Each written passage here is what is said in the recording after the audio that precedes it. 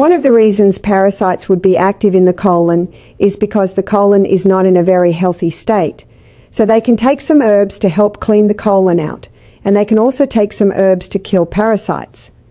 Now, the pumpkin seed has some bitter activives in it that parasites and worms hate. So take a 4 of a cup, say first thing every morning. That's the first thing you eat when you start breakfast. Fresh garlic, that's a real deterrent. But also there are 2 very bitter herbs. One's called wormwood and one's called black walnut. They're incredibly bitter. They can kill parasites and worms. Have you ever felt like something is living inside you, feeding off your energy, bloating your belly and leaving you exhausted no matter how much you sleep? What if I told you that the very spices sitting in your kitchen cabinet right now could be more powerful than prescription drugs against some of the most stubborn invaders in the human body? For centuries, ancient healers kept these secrets locked away, passed down through generations in remote villages where pharmaceuticals didn't exist. But modern science is finally catching up, and the results are nothing short of astonishing. Studies show these natural compounds can paralyze, dissolve, and even sterilize parasites before they reproduce. You're about to discover 5 weapons that nature has hidden in plain sight. And number 1 might just make you rethink your next meal. So stay tuned, because today we are diving deep into the top 5 natural remedies to kill parasites in the human body. And trust me, you won't want to miss what comes next. Let's begin with the undisputed heavyweight champion of the natural anti-parasitic world. Garlic is not just a culinary staple, it is a botanical arsenal.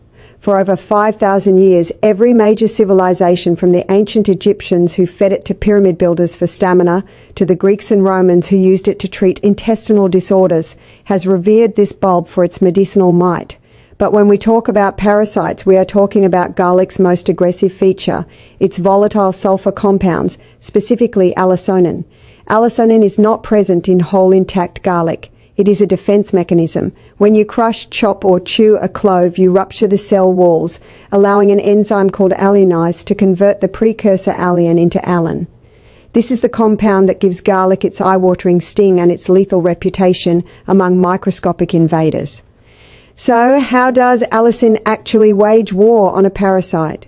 Imagine the parasite cell membrane as a fortress wall. Allicin is a highly reactive molecule that contains a thiolenic group which readily reacts with thol groups, the sulfur-containing proteins that are critical for cellular function. When a lion encounters a parasite, it rapidly oxidizes these phthalate groups, effectively destroying the enzymes that the parasite needs to move, feed, and reproduce. It is a broad-spectrum attack. Research published in the Journal of Parasitology has demonstrated that garlic extract can inhibit the growth of Giardia lamblia, a notoriously resistant protozoan that causes severe diarrhea by disrupting its cytoskeleton and preventing it from attaching to the intestinal villi. Furthermore, studies on Entoma histolytica, the amoeba responsible for amoebic dysentery, have shown that garlic not only kills the trophoids, the active feeding stage, but also reduces the virulence of the cysts that pass through the stool. This is crucial because it means garlic doesn't just treat the active infection, it helps curtail its spread. Even more impressively, some veterinary and in vitro studies have suggested that garlic can act against tapeworms and roundworms by causing neuromuscular paralysis, much like a chemical stun gun that forces the worm to release its grip on the intestinal wall. But garlic's genius doesn't stop at direct attack. It is a profound immunomodulator. It enhances the activity of natural killer cells and macrophages, the Pac-Man of your immune system, while simultaneously reducing the inflammation that parasites often trigger in the gut lining by increasing the production of hydrogen sulfide in a controlled manner. Garlic also helps maintain the integrity of the gut mucosal barrier, preventing parasites from burrowing deeper into tissue. However, we must address the elephant in the room, the delivery method. Cooking garlic neutralizes allan. To get the anti-parasitic punch, you must consume it raw. The standard protocol involves crushing a fresh clove, allowing it to rest for 10 minutes to maximize allicin formation, and then ingesting it. You can mix this with a tablespoon of raw honey, which not only masks the heat, but also adds its own antimicrobial synergy, or fold it into a spoonful of extra virgin olive oil, which helps protect the alitin from stomach acid long enough to reach the small intestine. Start with 1 clove daily. If your digestive system tolerates it without heartburn or significant flatulence, you can increase to 2 or 3 cloves spread across meals. If garlic is the chemical warfare specialist, pumpkin seeds are the tactical saboteur.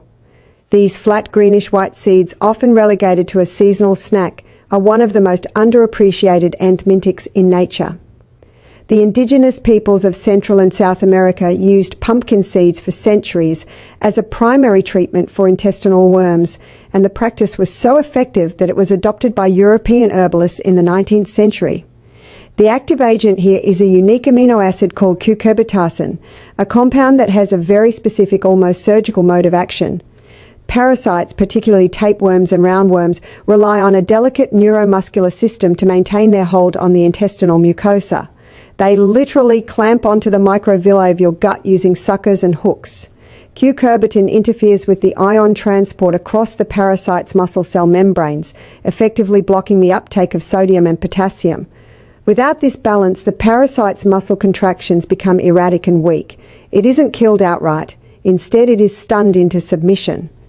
The parasite loses its grip and is physically dislodged from the intestinal wall, becoming a mere passenger in the digestive stream, destined to be swept away with the next bowel movement. What makes pumpkin seeds particularly brilliant is that they are incredibly gentle on the human host while being toxic to the invader. They are packed with zinc, a trace mineral that is absolutely critical for the development of T cells, which are the generals of your immune response. Zinc deficiency is a known risk factor for chronic parasitic infections.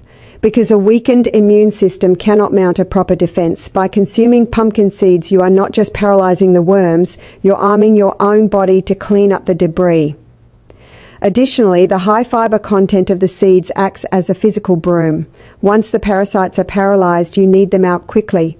The insoluble fiber adds bulk to the stool and promotes peristalsis, the rhythmic contractions of the intestine, ensuring that the dislodged parasites, along with their toxic metabolic waste, do not linger and decompose inside you, which could cause a Herxheimer reaction, a temporary worsening of symptoms from toxin release.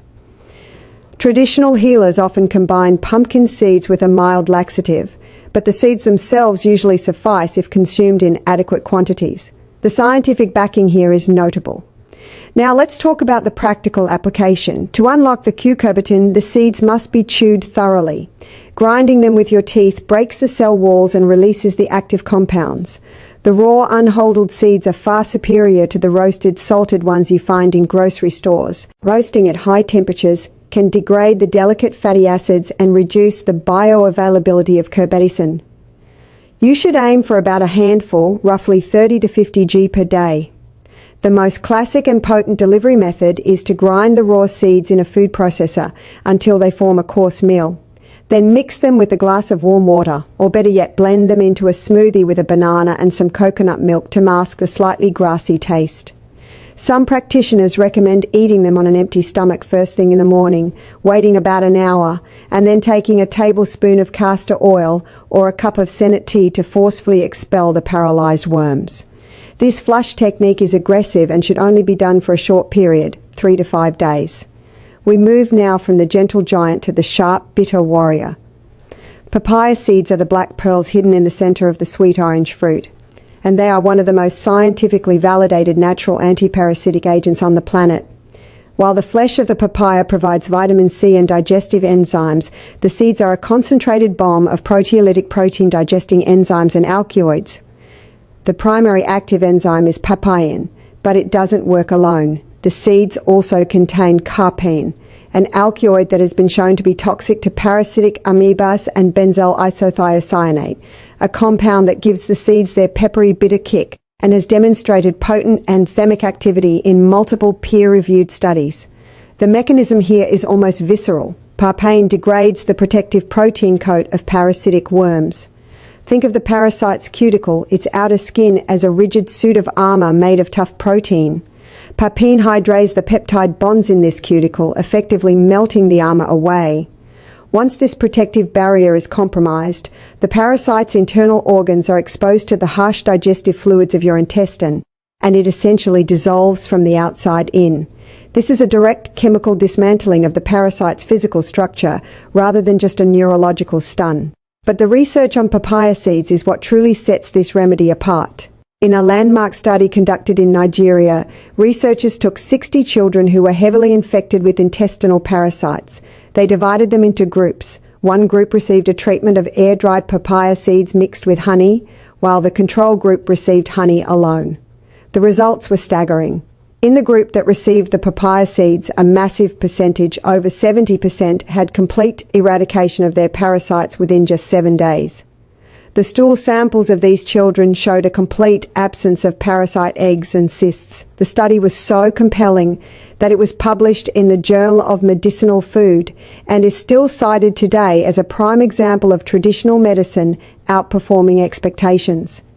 Another study focused on blastocystis, a notoriously difficult to treat protozoan that causes chronic bloating and fatigue, found that an extract of papaya seeds significantly inhibited its growth in vitro. The seeds don't just kill adult worms, they are also thought to exert an acidital effect, meaning they can destroy the eggs that would otherwise hatch and restart the cycle.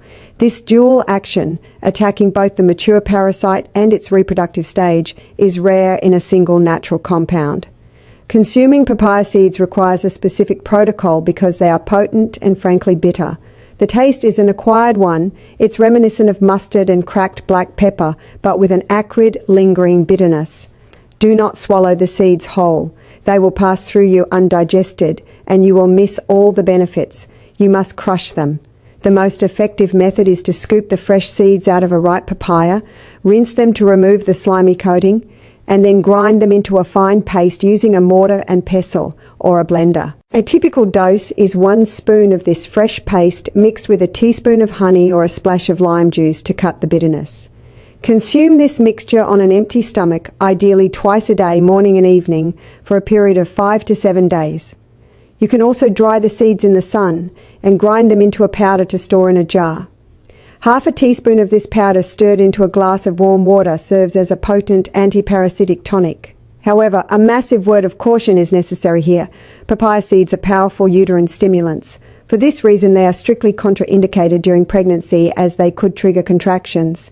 They are also not recommended for breastfeeding mothers or small children without strict medical supervision. We are going to pause and talk about oregano. Not the dried flakes in your spaghetti sauce, but the potent concentrated essential oil that is distilled from the wild oregano plant Oreganum vulgar. This is the heavy artillery of the natural world. Oregano oil is so intensely antimicrobial that it has been studied against antibiotic-resistant bacteria and stubborn fungal infections. But for parasites, its action is nothing short of catastrophic. The 2 primary phenolic compounds in oregano oil, carvacrol and thymol, are powerful lipophilic molecules. This means they love fats, and because the cell membranes of parasites are composed of fatty lipid bilayers, carvacrol and thymol can penetrate these membranes with ease. Once inside, they disrupt the proton motive force, which is essentially the cellular battery that drives energy production. They also cause a massive leakage of potassium ions and ATP, the energy currency of the cell. The parasite literally loses its charge and bleeds to death metabolically within minutes of exposure. This is not a gentle nudge. It is a systemic collapse of the parasite's cellular integrity. The clinical evidence for oregano oil is arguably the most impressive among all natural remedies. A specific study published in the Journal of Clinical Gastroenterology looked at patients with persistent treatment-resistant intestinal parasites, particularly blastocystis hormones. These patients had tried multiple pharmaceutical courses with no success. They were then given 200 millibres of emulsified oil of oregano 3 times a day for a duration of 6 weeks. The results were astounding. The majority of the participants experienced a complete disappearance of their parasitic symptoms and a full clearance of the organisms from their stool samples. The researchers noted that oregano oil was not just effective but remarkably well tolerated, with the only side effects being mild, transient gastrointestinal upset in a few individuals. Another study highlighted its efficacy against Giardia and Cryptosporidium, 2 waterborne parasites that are notoriously resistant to standard drugs. The essential oil disrupted the life cycle of these protozoans, preventing them from incesting and thus stopping them from spreading to other hosts. Now, let's get down to the gritty details of usage. You cannot simply chew on oregano leaves and expect these results. The concentration of carvacrol in fresh leaves is too low. You need the essential oil. But here is the critical rule. Oregano essential oil is tremendously potent and corrosive to mucous membranes. Never ever take it undiluted. It will burn your mouth, your esophagus, and your stomach lining. The only safe way to use it internally is to purchase a high-quality food-grade oregano oil that is pre-diluted with a carrier oil such as extra virgin olive oil, or to dilute it yourself.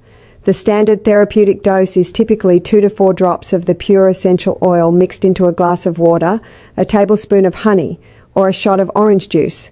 Because oil and water don't mix, it's often better to put the drops into an empty vegetarian capsule or mix them into a spoonful of coconut oil to ensure it passes safely through the stomach. You should start with just 1 drop on the first day to gauge your body's reaction. If you don't experience burning or nausea, you can increase to 2 drops taken 3 times daily between meals. The treatment protocol often lasts for a strict 2-week period. After that, you must take a break, at least a week, to allow your gut microbiome to recover. Remember, oregano oil is a nuclear option. It doesn't discriminate. While it decimates pathogenic parasites, it can also reduce beneficial gut bacteria. Therefore, it is absolutely essential to follow a course of oregano oil with a high-quality probiotic supplement to recolonize your intestine with friendly flora. We arrive at the final and perhaps the most strategically crucial member of this anti-parasitic quintet, cloves. If garlic attacks the adults, pumpkin seeds paralyze them, papaya seeds dissolve them, and oregano detonates them, then cloves are the cleanup crew that ensures the problem never returns. Parasites are notorious for their reproductive tenacity. A single female roundworm can lay up to 200,000 eggs per day.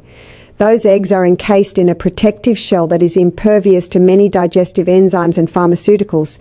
You can kill every adult worm in your system, but if those eggs are still there, they will hatch and you will be back to square one in a few weeks. Cloves, specifically the active compound eugenol, are the most potent natural ovicidal agents known to herbal medicine. Eugenol is a phenylpropanoid that has been shown to inhibit the hatching of nematode eggs and the sporulation of protozoan cysts. It achieves this by interfering with the permeability of the eggshell's membrane, preventing the exchange of gases and nutrients that are essential for the embryo to develop. In essence, cloves sterilize the environment. Historically, cloves have been used in the famous Clarkia protocol, a combination of green-black walnut hull tincture, wormwood and cloves, which was popularized by Dr. Holder Clark as a comprehensive parasite cleanse. While the protocol itself is controversial, the individual efficacy of cloves is supported by a solid body of research. Studies on Humongous contortus, a parasite that infects livestock, showed that clove extract significantly reduced the hatching rate of eggs and the motility of larvae. In human context, eugenol has been shown to possess broad-spectrum antimicrobial activity, but its specific role in preventing the life cycle continuation is its crowning glory. Without cloves, you are simply fighting a war of attrition. With cloves, you are cutting the supply lines of reinforcements. Using cloves is far more palatable than some of the other remedies on this list.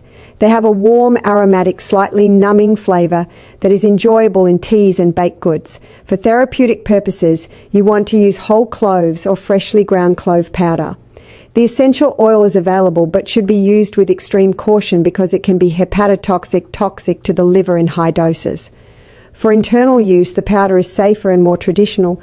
The standard approach is to add 4 to half a teaspoon of ground clove powder to a cup of warm water, steep it like a tea, and drink it once or twice daily.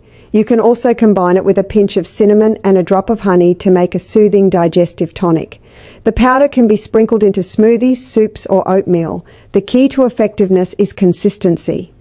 While most other remedies are used in short, intense bursts, cloves can be used for a longer duration, up to 3 weeks, because the dosage is lower and the action is subtler. However, you must respect the dosage ceiling. Do not exceed 1 teaspoon of powder per day and do not take the essential oil internally without professional dilution guidance and supervision. An overdose of clove oil can cause severe abdominal pain, difficulty breathing, and convulsions. So, we tread carefully. If you found this video valuable, please hit that like button. It really helps the algorithm share this information with people who need it. Subscribe to the channel and turn on the notification bell so you never miss our deep dives into natural health. See you in the next one.